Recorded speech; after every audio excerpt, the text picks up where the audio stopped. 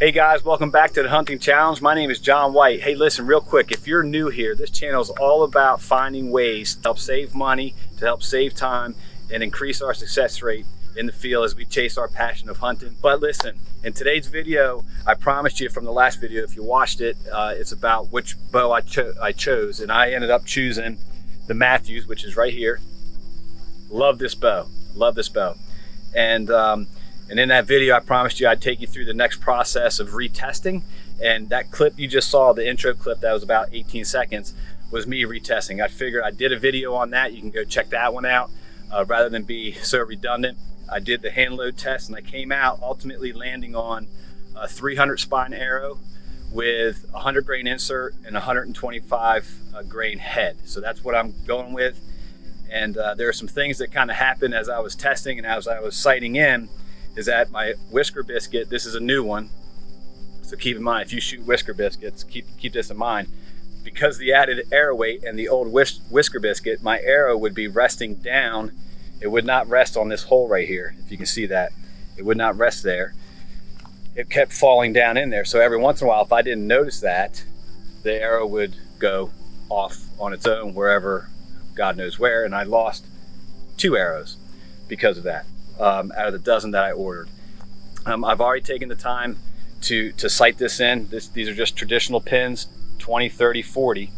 But today's video, I'm going to take you through the process of switching this sight out to this sight here, the ESV Sight. The main reason why I chose this sight is simply because it does not require a rangefinder. Why is that important to me? Well, as a self-filmer, any step that I can eliminate to get the shot, not only with the bow, but also with the camera, I'm going to try to take advantage of that. So that's what we're going to do today. I'm just going to take you step by step from what I've learned. And this is the first time I've even tried this thing. So, you know, you're going to see whatever mistakes I make and then kind of just do like an unboxing, an installing, and see how it shoots and give you my first opinion on the ESV Sight. Worst case scenario, I can always put this back on. So let's get into it. Here we go. All right, so the first thing we need to do is uninstall the pins. And the way to do that, and then I'm going to reinstall the Easy V. And the way to do that, set the arrow in on the rest and then take your tape measure. Now I have no bow vise or anything like that. So we got to measure it this way somehow. So I'm just going to have to hold it right here. It looks like 3 inches. So the goal then is to take this bracket off, this sight bracket and everything off, reinstall the next one, and to measure it off 3 inches to the 20 pin. The cool thing about the ESV Sight is that you can take your housing off, your pin housing, and it has a chart, which I'll show you in a minute. But see how this has notches too? So this top one's a 20. So when I'm installing it, I'm just going to go 3 inches to that mark. So through the sight picture, you can still use pins if you wanted to, or you can also flip it around and shoot it this way. This will all start making a little bit more sense as we go through this process. So let me start undoing the pin housing here. Now that that's done, there's a chart in the back of this package, if I can get it out. So this is the target that comes with it. I'll explain that here in a minute. Now I just need to find the part that has the pins where I can line up everything. I hope they have it. Okay. This is the insert sizing chart. Let me show you down here. Insert sizing chart. So what I need to do is align my pins with one of these down here. Let's see if I can do this here. So now it's just a matter of loading these up, lining these up to the right sight housing. That's 250. I think we're going to go with the 250 housing, and then we can always make adjustments. So that's what the specs say. And again, the other reason why I got this sight was my max shot last year was 25 yards. I might take a 30-yard shot if it's clear. So shooting 250 feet per second is good for me. So the one in this is 280. So we're just going to pop that out somehow. Should pop out fairly easy from what I understand.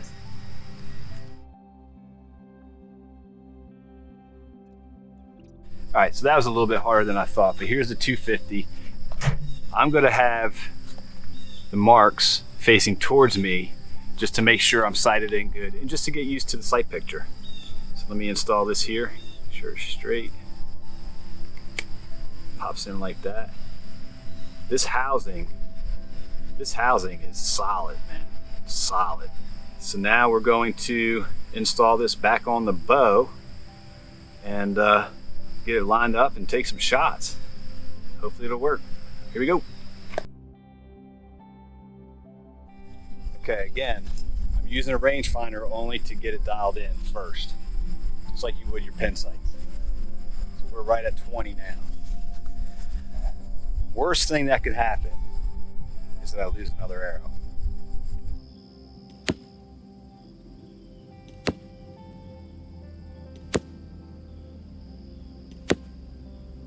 I just lowered it.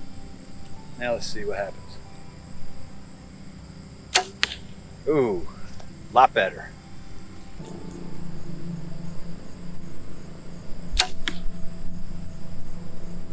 Hey man, for a dead deer, for shooting deer, that should work.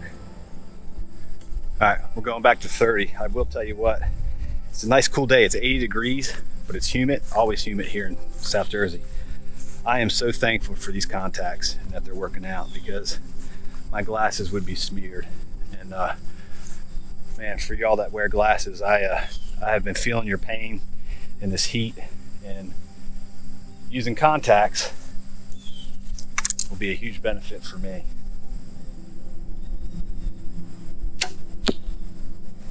Little low there. That's more me than anything, probably.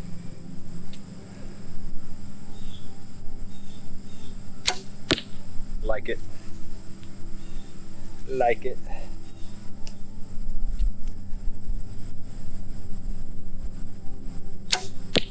Love it.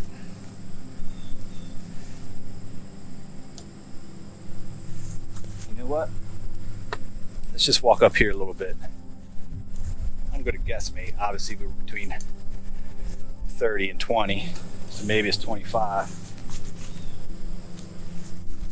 But I'm just going to try to do it with the sight picture now instead of the pins. I can't really see the dash marks because of my contacts. I can't see close.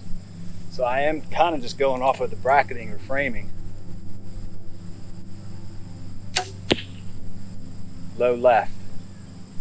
Still not bad for a first timer. So now I'm just going to go around and shoot from different. I might even, this is what I'm going to do. I'm going to flip the sighting around and just practice getting that bracketing in. See how that goes. So this will be interesting. You can see I turned the bracket around. Notches are in the front now.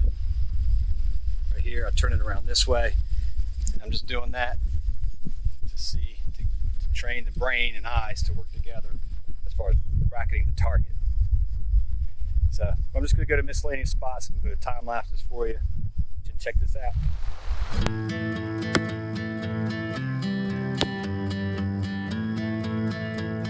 I don't know the distance, but this is by far the furthest shot. So I'm just gonna see what happens.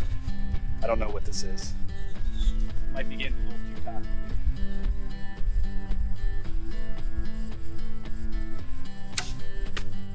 Let's go to the top, and I think it went gone into the field. A little high.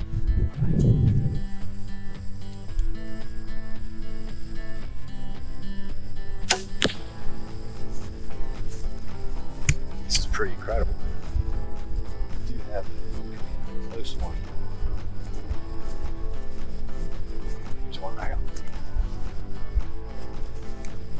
Inside 20. Should not be. Yeah, it's both. Lay up. All right, I gotta go find this freaking expensive arrow in this sea of green. But check it out. Various spots. I'm happy with that for now. Obviously, I got a month to get dialed in, more comfortable, more confident. But let's go find this arrow. Lord, help me find this arrow. I'm running low on them, and they're not cheap. But anyway, guys, drop some comments, some questions, whatever you might have. As I try to find this arrow, I'd be happy to answer any questions. My overall thought is that I will be using this Easy V. So my setup is set up. Man, where the heck did this thing go? We're gonna find it, man. We're gonna find it. Man, keep losing arrows. My wife and I just agreed not to spend any more money on unnecessary things. For a while. Doesn't look good. Does not look promising. Here. We found it. Thank you, Lord. Yeah, baby. It's probably 80 yards away from the target. Man. This is a good thing to watch. It's a good day.